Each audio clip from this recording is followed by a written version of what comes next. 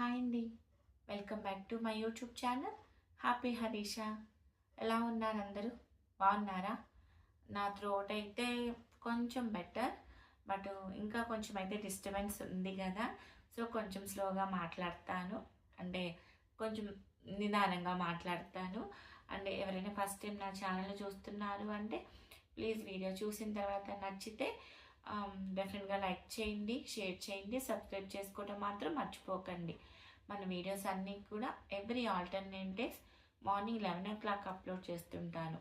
కుకింగ్కి సంబంధించినవి, healthy recipes కానివ్వండి, organisation, కిడ్స్కి సంబంధించినవి, స్టిచ్చింగు, ట్రావెలింగు, ఇవన్నీ కూడా నాకు తెలిసినవి మీతో షేర్ చేసుకుంటూ ఉంటాను. ఒకసారి ఛానల్ని విజిట్ చేసి హెల్ప్ అవుతుంది అనుకుంటే డెఫినెట్గా అయితే సబ్స్క్రైబ్ చేసుకోండి. ఈరోజు వచ్చేసి ఒక ఇంపార్టెంట్ టాపిక్ మాట్లాడదాము అని చెప్పేసి నేను ఇంకా డైరెక్ట్గా మీతో మాట్లాడదామని చెప్పేసి రికార్డ్ చేస్తున్నాను.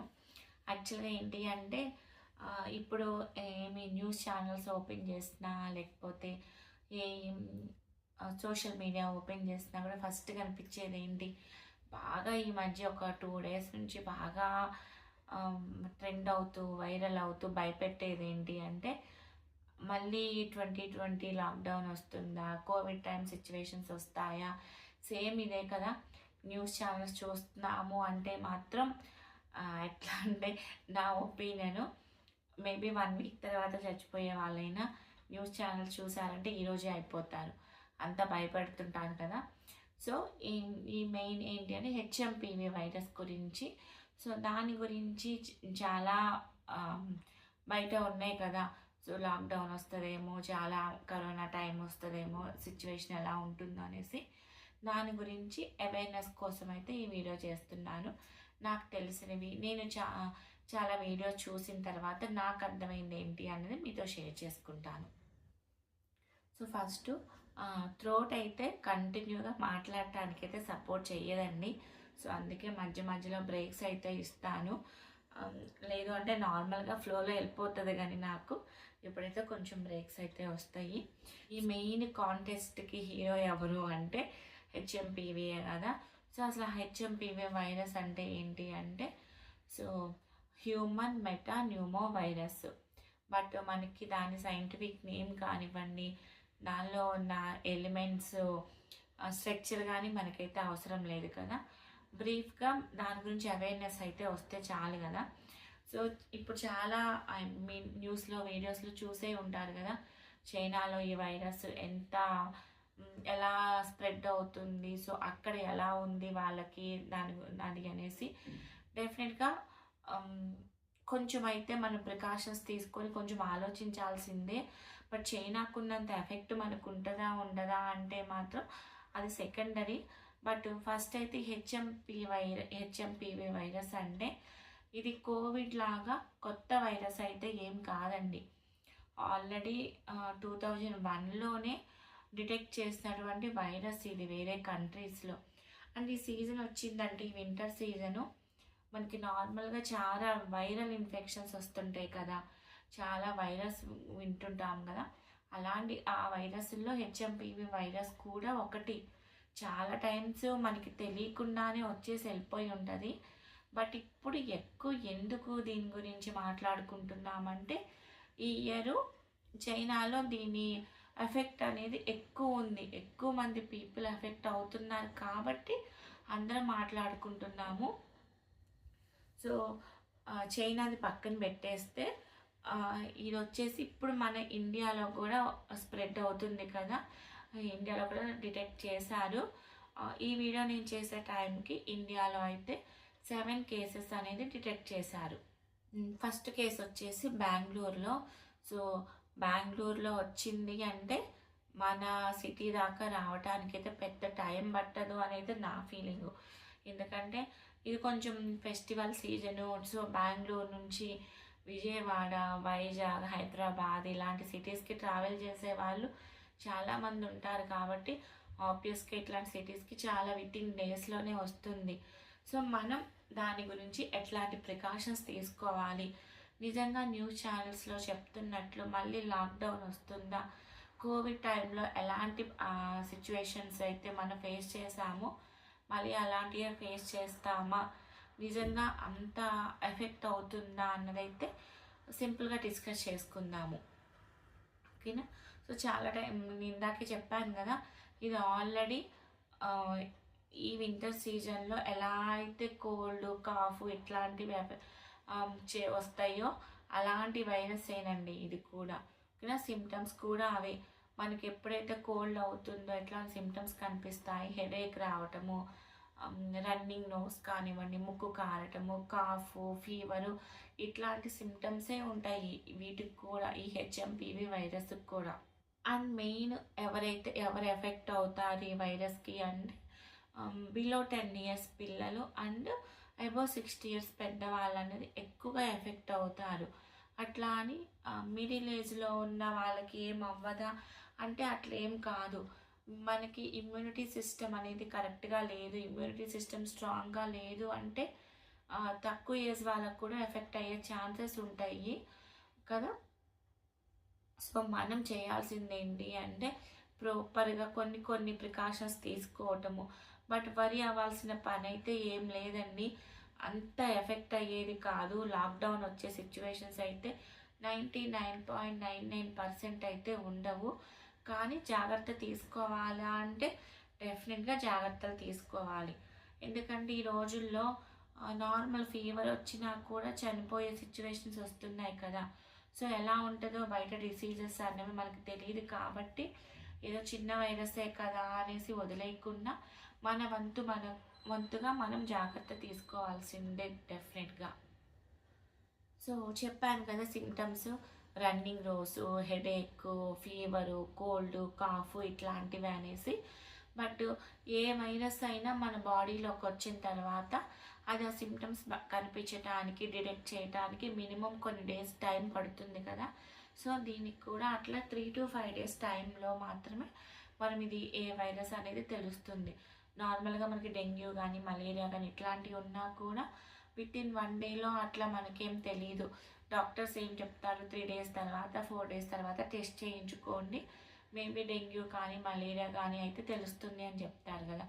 ఈ వైరస్ కూడా అంతే, 3 to 5 days తర్వాత మాత్రమే తెలుస్తుంది. సో ముందు మీకు ఏదైనా కోల్డ్ కాఫ్ అనిపిస్తుంది అంటే వెంటనే భయపడక్కర్లేదు. నార్మల్గా మనం వాటికి ఏదైతే ప్రికాషన్స్ తీసుకుంటామో ఆవిరి పట్టుకోవటం కానివ్వండి, లేకపోతే కొంచెం గోరువెచ్చని వాటర్ తాగటము, లేకపోతే కొంచెం అట్లాంటి ప్రికాషన్స్ ఉంటాయి కదా, పసుపు వేసుకొని పాలు తాగటము, ఇట్లాంటివన్నీ కూడా నార్మల్ ప్రికాషన్సే తీసుకోండి. అప్పటికి కూడా మీకు తగ్గట్లేదు, మీకు ఏం రిలీఫ్ అనిపించట్లేదు అంటే డెఫినెట్గా 3 days తర్వాత అయితే చెక్ చేయించుకోండి అని చెప్పాను కదా. ఎవరికి ఎక్కువ ఎఫెక్ట్ అవుతుంది అంటే పిల్లలకి. సో పిల్లలు స్కూల్కి వెళ్తుంటారు, బయటకు ఆడుకోవడానికి వెళ్తుంటారు కాబట్టి డెఫినెట్గా వాళ్ళకైతే ప్రికాషన్స్ తీసుకోవాలి. మనం కోవిడ్ టైంలో ఎలా అయితే మాస్క్ పెట్టుకున్నామో అట్లాంటి మాస్క్ డెఫినెట్గా ఇప్పుడు కూడా ఫాలో అవ్వాలి. మనం ఒప్పుకున్నా ఒప్పుకోకపోయినా మన దగ్గర ఉండే కల్చర్ ఏంటి అంటే ఇండియాలో తొందరగా ఏదైనా దగ్గు వస్తుంది, తుమ్ము వస్తుంది అంటే ఇమీడియట్గా కర్చీఫ్ అడ్డం పెట్టుకోవటం, చెయ్యి అడ్డం పెట్టుకోవటం లాంటివి చెయ్యం. ఇక్కడ కొంచెం తక్కువ చేస్తాము, ఒప్పుకున్నా ఒప్పుకోకపోయినా అదే కదా. బట్ వీటి ద్వారా ఎక్కువ స్ప్రెడ్ అయ్యే ఛాన్సెస్ ఉంటాయి. తుమ్మినప్పుడు, దగ్గినప్పుడు అవన్నీ గాల్లో స్ప్రెడ్ అవ్వటము, లేదు అంటే మనం జస్ట్ ఇట్లా ముక్కిలా అనుకొని దాన్ని తీసుకెళ్ళి ఎక్కడైనా టచ్ చేసామనుకోండి, దాని నుంచి కూడా స్ప్రెడ్ అయ్యే ఛాన్సెస్ ఉంటాయి. కాబట్టి కొంచెం క్రౌడ్లోకి వెళ్తున్నాము, బయటికి వెళ్తున్నాము, లేదు అంటే ఇంట్లో అయినా మనకి కొంచెం జలుబులాగా ఉంది అంటే వెంటనే కొంచెం మాస్క్ పెట్టుకోవటము, వెంటనే ఎక్కువ వాటర్తో ఎక్కువ శానిటైజ్ యూజ్ చేసుకోవటము, ఎక్కడ బయటికి వెళ్ళామంటే ఆ ప్లేసెస్ ఏవైతే ఉన్నాయో వాటిని టచ్ చేయకపోవటము, ఇట్లాంటివన్నీ కూడా మనం ఫాలో అవుతూ మన పిల్లలకి నేర్పించాలి. ఎందుకంటే స్కూల్కి వెళ్తుంటారు కాబట్టి డెఫినెట్గా స్కూల్కి వెళ్ళేటప్పుడు మాస్క్ పెట్టుకోవటము, శానిటైజర్స్ యూజ్ చేయటము, అండ్ పిల్లలకి సోప్స్ లాంటివి దొరుకుతాయి, పేపర్ సోప్స్. చాలామందికి స్కూల్కి వెళ్ళే పిల్లలు అవి క్యారీ చేస్తూనే ఉంటారు. సో అట్లాంటి వాటర్తో ఎక్కువ హ్యాండ్ వాష్ చేసుకోవటము, మనమైనా బయటకు వెళ్ళాము అంటే అన్ని టచ్ చేయకుండా ఉండటము, ఇట్లాంటి ప్రికాషన్స్ తీసుకోవాలి డెఫినెట్గా.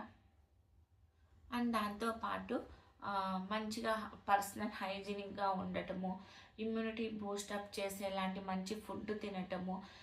ఇప్పుడనే కాదండి, ఒకప్పుడు కోవిడ్ అంటున్నారు, ఇప్పుడు హెచ్ఎంపీవి అంటున్నారు, ఫ్యూచర్లో ఇంకొక ఏదో కొత్త వైరస్.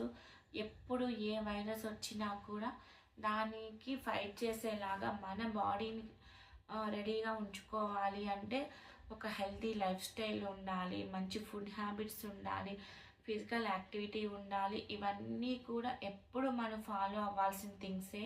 లైక్ ఎలా అంటే డైలీ ఫిజికల్ యాక్టివిటీ, వాకింగ్ చేయటము, ఎక్సర్సైజెస్ చేయటము, మంచి ఫుడ్ హ్యాబిట్స్ ఉండటము, లేకపోతే పర్సనల్గా హైజీనిక్గా ఉండటము, అండ్ ప్రాపర్గా టైమింగ్స్ ఫాలో అవటము, ప్రాపర్గా నిద్రపోవటము, ఇవన్నీ కూడా హెల్తీ లైఫ్ స్టైల్ మెయింటైన్ చేస్తూ ఉండాలి, తప్పదు.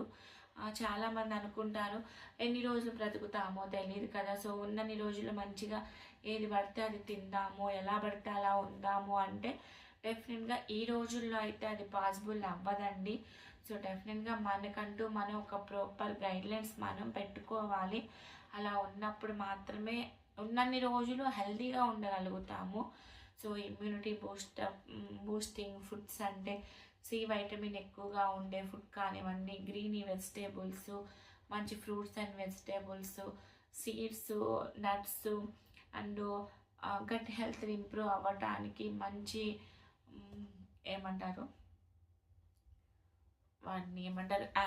అండ్ ప్రోబయాటిక్స్ ఎక్కువ తీసుకోవటము.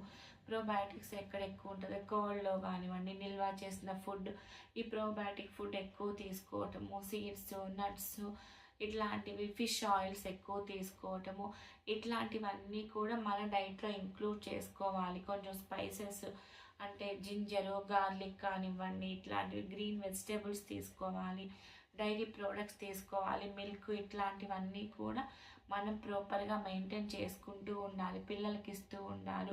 డెఫినెట్గా ఎక్కువ ఎఫెక్ట్ అయ్యేది ఎవరు అంటే పిల్లలు అని చెప్తున్నారు, అండ్ పెద్ద ఏజ్ వాళ్ళు, కాబట్టి ఇవన్నీ కూడా ఫాలో అవ్వాలి. స్టిల్ ఫాలో అవుతున్నా కూడా ఏదన్నా వచ్చింది అంటే అస్సలు ప్యానిక్ అవ్వకండి, భయపడకండి, ఏం కాదు. ఏంటి అంటే మంచిగా హైడ్రేట్ అవుతూ ఉండండి, మంచిగా రెస్ట్ తీసుకోండి. ఏదైనా అటాక్ అయింది అంటే రెస్ట్ తీసుకోండి, మంచి ఫుడ్ తీసుకోండి, వాటర్ తీసుకోండి, హైడ్రేట్ అవుతూ ఉండండి, అస్సలు ప్యానిక్ అవ్వకండి.